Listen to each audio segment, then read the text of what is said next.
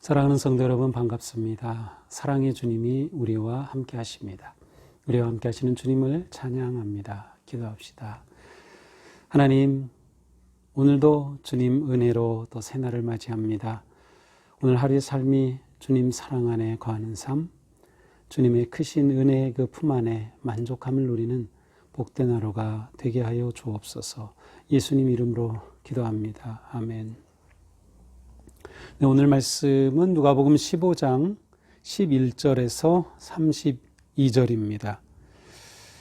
네, 잃은 아들을 되찾은 이야기 혹은 그 탕자의 이야기인데요. 스토리는 하나의 스토리인데 좀 내용이 길어요. 그래서 제가 그냥 한 절씩 읽으면서 우리 말씀을 나누도록 하겠습니다.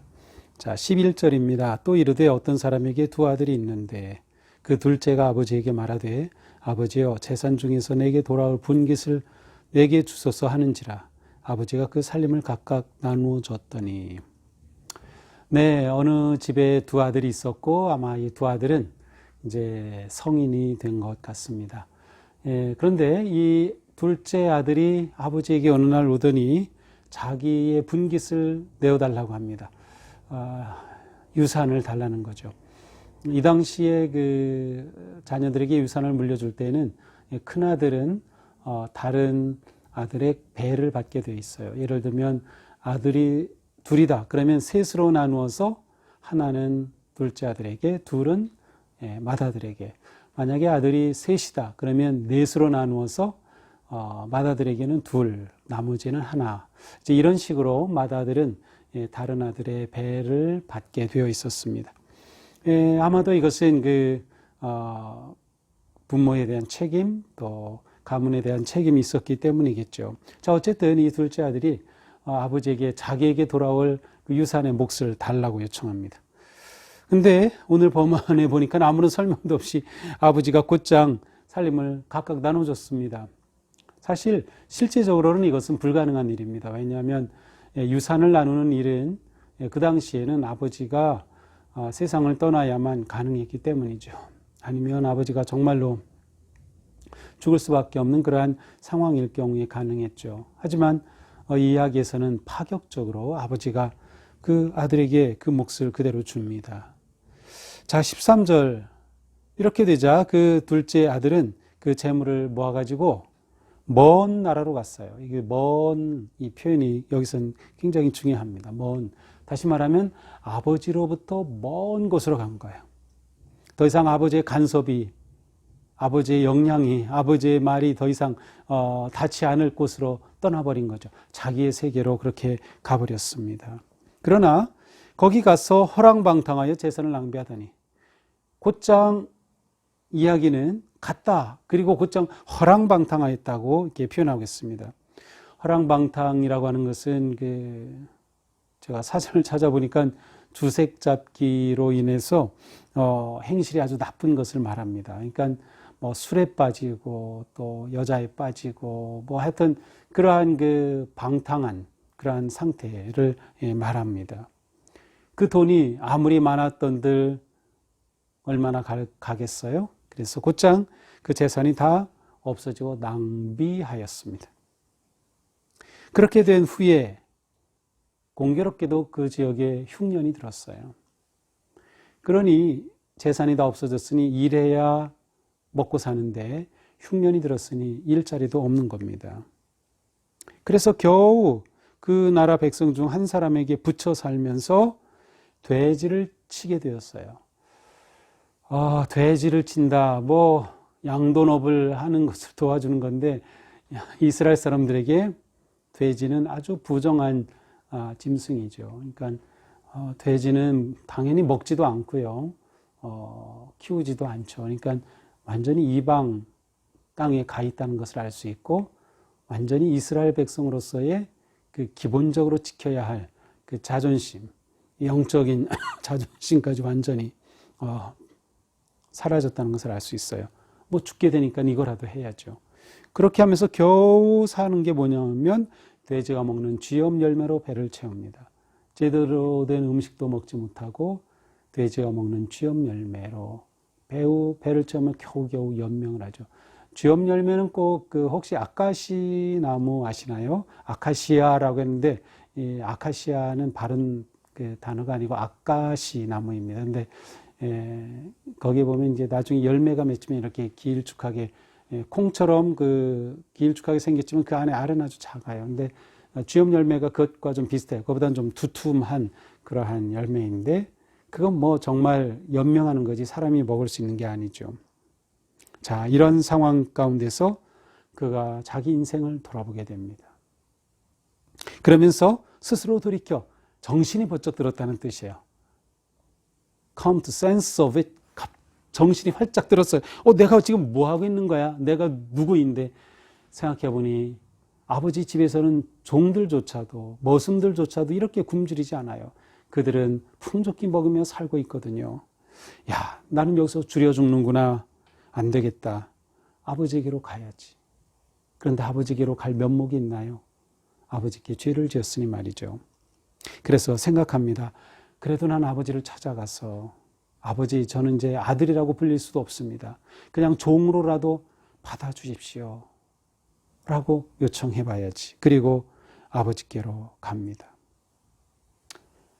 그런데 20절 이에 일어나서 아버지께로 돌아가니라 아직도 거리가 먼데 아버지가 그를 보고 측은히 달려가 목을 안고 입을 맞추니 아직도 거리가 먼데 아버지가 나이가 많으니까 눈이 잘 안 보이겠죠. 그런데 아버지는 이 아들이 오기만을 기다리고 있었던 거예요. 동고 밖을 빤히 쳐다보고 있었던 거예요. 거리가 먼데 저기서 점 같은 게 뭔가 보이는데 이게 아들이 아닌가? 그게 아버지의 모습이었어요. 아버지가 먼 곳에서 이 아들을 발견하고 달려옵니다. 아마도 아버지 신발이 벗겨졌을 것 같아요. 달려가서 측은히 여겨 달려가 목을 안고 입을 맞춥니다. 이 아들이 자기가 생각했던 대로 아버지께 고백합니다. 아버지, 제가 아들과 아버지께 죄를 지었습니다. 지금부터 아버지의 아들이라 일컬음을 감당하지 못하겠습니다. 그리고 한마디 더 있죠. 품꾼의 하나로, 종의 하나로 써주소서. 이 말을 해야 되는데 이 말이 나오기 전에 아버지가 당장 이 아들의 말을 중단시키더니 종들에게 말합니다. 자, 제일 좋은 옷을 꺼내라. 손가락에 가락지를 끼워라. 발에 신을 신겨라.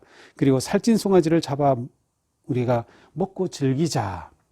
내 아들은 죽었다가 다시 살아났으며 잃었다가 다시 얻었노라 하니 그들이 즐거워하더라.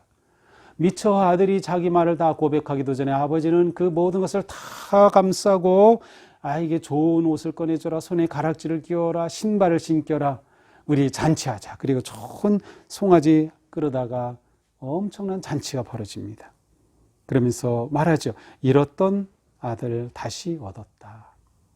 자, 이것이 어제 본문과 이어지는 동일한 주제죠. 잃었던 한 드라크마를 찾은 이야기, 잃었다 되찾은 것, 죄인을 영접하는 것을 비유로 말씀하시면서 잃은 양 되찾은 것. 자, 잃었던 아들을 되찾았다. 이 기쁨이 얼마나 큰지 잔치가 벌어집니다. 자, 그런데 이때 맏아들은 이날도 밭에 있었습니다. 일하는 거죠. 밭에서 일하다가 돌아와 보니까 집에서 소리가 나고 막 잔치가 벌어진 겁니다. 이게 무슨 일인가 하고 종을 불러서 물어봤어요. 그랬더니 종이 말하죠. 당신의 동생이 돌아왔습니다. 아버지가 건강하게 아들이 돌아온 것을 보고 살찐 송아지를 잡아서 잔치가 벌어졌습니다. 그 말을 듣는 순간 이 큰아들은 화가 치밀었습니다. 그러면서 집으로 들어가지를 않습니다. 들어가고자 하지 아니하거늘. 그러니까 이 종이 아버지에게 와서 주인님, 아드님이 밖에서 안 들어오십니다. 아버지가 나갔습니다. 나가서 이 큰아들을 보지요. 그러자 이 아들이 아버지께 말합니다. 제가 여러 해 동안 아버지를 섬기고 명을 어김없이 염소 새끼라도 이렇게 일했지만 염소 새끼라도 나와 벗으로 즐기게 하신 일이 없더니 저는 정말 지금까지 열심히 일했습니다. 한 번도 어긴 적 없습니다. 요즘으로 말하면 그야말로 범생이죠. 그런데 저를 위해서는 염소 새끼 한 마리 안 잡아주더니 아버지의 살림을 장녀들과 함께 삼켜버린 아들이 돌아오매 이를 위하여 살진 송아지를 잡으셨습니다. 큰아들의 마음이 이해가 되나요? 네, 이해가 되죠. 그렇게 창기들하고 다 삼켜버리고 허랑방탕한 이 아들을 아니 어쩌자고 그냥 받아줄 뿐만 아니라 잔치까지 열어주셨으니 이게 뭡니까? 열심히 일하고 충성한 저를 위해서는 이런 거 하나도 안 해주시고. 그래서 아버지가 이야기합니다. 얘야, 너는 항상 나와 함께 있으니 내 것이 다 내 것이 아니냐. 내 동생은 죽었다가 살아났으며 잃었다가 얻었기로 우리가 즐거워하고 기뻐하는 것이 마땅하다. 아버지는 정말 아버지입니다. 이 아들이 돌아온 거, 야, 이것보다 즐겁고 기쁜 일이 어디 있느냐. 내 동생이 살아 돌아왔잖아. 그러니 이렇게 하는 게 마땅하지 않겠느냐라는 것이죠. 자, 오늘 이 예수님의 이야기는 많은 것들을 생각하게 합니다. 자, 일단은 그 둘째 아들, 허랑방탕한 이 탕자라고 보통 불리는 둘째 아들의 모습이 눈에 띄죠. 자, 그는 아버지의 품을 떠난 인생이었습니다. 아버지의 품을 떠나서 그에게 다가온 인생은 고난과 역경과 자존심이 다 사라진, 인간의 존엄성까지 사라진 돼지와 같이 살아야 될 인생으로 전락하고 말았습니다. 아버지를 떠난 인생이죠. 아버지를 떠난 인생. 자, 그런데 이 둘째 아들이 스스로 돌이키는 시간이 왔어요. 고난이 유익이 된 겁니다. 대체로 우리는 고난, 역경 또 너무나도 우리 생각과는 다르게 이 고난이 계속될 때 우리는 우리 인생을 돌아보게 됩니다. 이 아들이 돌아보게 되었어요. 그리고 아버지를 생각합니다. 오늘 본문의 이 이야기는 영적인 돌이킴을 상징적으로 드러내죠. 그래서 이 아들이 스스로 돌이켰다라는 것을 보통 터닝 포인트라고 말합니다. 이 터닝 포인트는 우리가 흔히 말하는 회개입니다. 그런데 이 터닝 포인트는 역경의 시간에 다가왔던 것이죠. 우리 인생에는 이런 터닝 포인트가 필요합니다. 특별히 우리 그리스도인의 삶에서는 회개의 순간이 언제나 필요합니다. 회개는 우리가 새롭게 돌이키는 출발이 되기 때문입니다. 우리가 어느 자리에 처했든 그것과는 상관없어요. 우리가 얼마나 심하게 무너졌든 상관없어요. 중요한 것은 터닝 포인트, 돌아서느냐, 회개하느냐가 중요해요. 이 회개의 순간이 우리에게는 언제나 우리를 새롭게 하고 변화하고 아버지께로 나아가게 하는 놀라운 은혜의 순간입니다. 이 둘째 아들은 아버지가 유일한 생명길이라는 것을 깨닫습니다. 우리에게 회개는 오직 아버지를 향한 우리의 결단입니다. 아버지만이 우리의 생명이다. 아버지만이 우리의 구원이 되신다라고 하는 것이죠. 자, 여기서 더 강하게 드러나는 것은 아버지의 마음입니다. 이 아버지는 이 아들이 떠난 이후로 뻔히 알죠. 그 인생이 어떻게 될지. 그러나 이 아들이 가는 것을 그냥 막지 못했어요. 하지만 떠난 이후에 계속 이 아들이 돌아올 것을 기대하고 기다리고 있었습니다. 아버지의 눈이 먼저 이 아들을 보았어요. 이것이 아버지의 마음입니다. 아들이 돌아올 때 아버지는 그 순간을 놓치지 않았어요. 이것이 아버지의 마음이에요. 아버지 마음에는 자나깨나 이 아들이 있었던 것이죠. 이것이 바로 하나님의 마음이다. 주님의 마음이다. 하나님은 우리를 그렇게 기다리시고 우리를 그렇게 보신다는 거죠. 우리가 돌아오기를, 우리가 하나님 품 안으로 오기를, 그리고 하나님 품 안에서 생명의 삶을 누리기를 기다리고 계신다. 이 아들이 돌아오자 아버지는 그 기쁨이 너무나 컸습니다. 돌아옴과 기쁨, 이것은 어제의 본문과 계속해서 이어지는 주제입니다. 잃었다가 찾았을 때 그 기쁨이 얼마나 큰지 그것은 상식적으로는 이해가 되지 않습니다. 한 드라크마 찾았는데 잔치가 벌어집니다. 잃은 양 한 마리를 찾았는데 잔치가 벌어집니다. 방탕한 아들이 들어왔는데 소를 잡고 잔치가 벌어집니다. 이것이 바로 하늘나라의 모습이에요. 아버지께서는, 하나님께서는 한 영혼이 이렇게 돌아온 것을 그렇게 기뻐하시고 좋아하시는 거예요. 잔치가 벌어지는 거죠. 자, 그런데 여기서 둘째 아들 문제가 해결되니까 첫째 아들이 등장합니다. 자, 첫째 아들을 우리가 어떻게 봐야 할까요? 지금 이 첫째 아들은 오늘 본문에서는 지금 일하고 돌아와서 집안에 아직 안 들어간 상태입니다. 집안에 들어간지 안 들어간지 아무 얘기도 안 해요.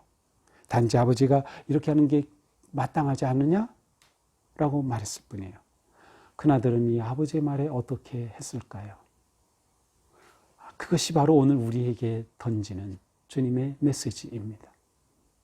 어쩌면 우리는 큰아들과 같이 주님 충성했습니다. 주님 신앙생활 제가 잘하지 않았습니까? 하면서 하나님 앞에 어쩌면 원망하고 또 불평하고 또 우리가 실제로 세상을 볼 땐 나보다 다른 사람이 더 잘 되는 것 같고 나만 안 되는 것 같고 나만 문제 있는 것 같고 좀 그럴 때가 있어요. 아버지는 나를 돌아보시지 않은 걸까라는 생각이 들 때도 있어요. 그러나 아버지의 이 말씀, 너는 항상 나와 함께 했으니 다 내 것이 아니냐. 우리가 이것을 새롭게 발견하는 거죠. 아, 그렇구나. 내가 아버지와 함께 있다면 아버지의 것은 다 내 것이구나. 아버지가 나의 전부다. 하나님이 내 전부다.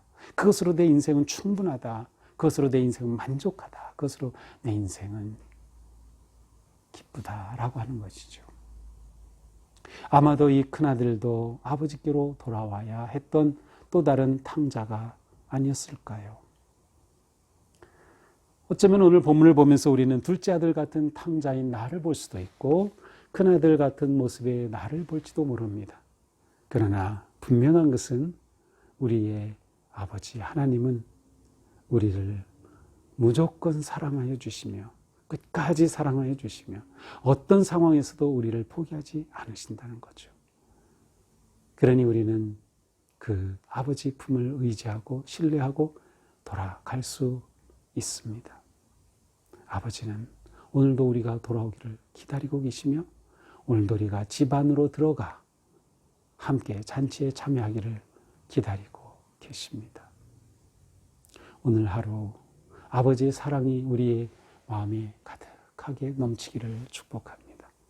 하나님의 그 사랑이 우리 마음에 흘러넘쳐서 우리가 아버지의 그 사랑으로 인해서 든든하고 기쁘고 평안한 그러한 복된 하루, 그리고 이렇게 돌아온 아들을 기뻐하는 하나님을 위해서 내가 무엇을 해야 할지를 생각하며 오늘 하루 믿음으로 승리하기를 축복합니다. 기도합시다. 하나님께서는 돌아온 탕자의 이야기를 통하여 그 사랑이 얼마나 깊고 크신지, 하나님의 마음은 어떠한지 저희들이 다시금 깨닫습니다. 탕자와 같은 저희들을 기다리시고 찾으시는 아버지, 큰아들처럼 불평하고 원망하는 저희들을 여전히 사랑하시며 품으시는 아버지, 오늘 하루 아버지의 사랑을 감사하며 아버지의 사랑으로 인하여서 마음 든든하게 편안한 하루, 기쁨의 하루, 복된 하루가 되게 하여 주시옵소서. 예수님 이름으로 기도합니다. 아멘. 네, 오늘도 주님의 은혜 안에서 아버지의 사랑 가득한 하루가 되기를 축복합니다. 사랑합니다.